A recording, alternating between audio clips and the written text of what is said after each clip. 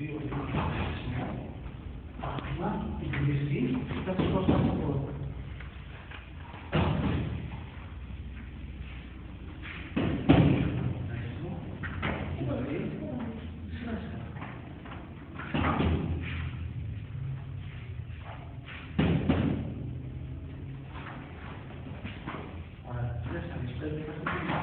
Να βγεις από εδώ μπροστά.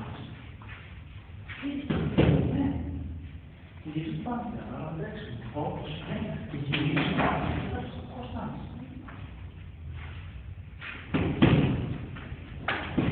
Ναι, γιατί σου λέω, πιο το ακόμα το πόδι σου, και να πέσεις μπροστά. Κοίταξε, πάρε, ξανακάνε την μέση σου και μείνει δηλαδή να πέσεις.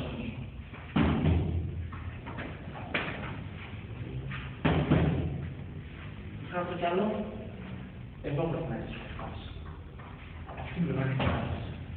Τώρα το εσείς, το έχω ξαναδεί τώρα. Τι είναι πίσω.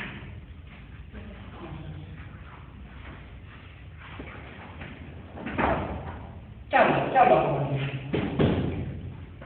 Σαν να θέλεις, όταν θα γυρίσεις, η κυκλωσία σου να μην είναι εδώ, να είναι εκεί. Δηλαδή είμαι εδώ πέρα τρέχω και κλωτσάω αυτό που είναι εδώ πέρα.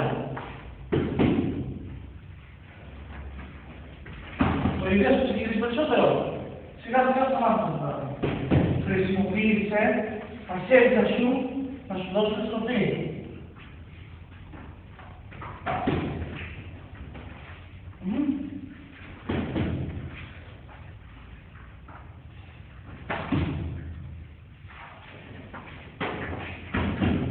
Είναι πάρα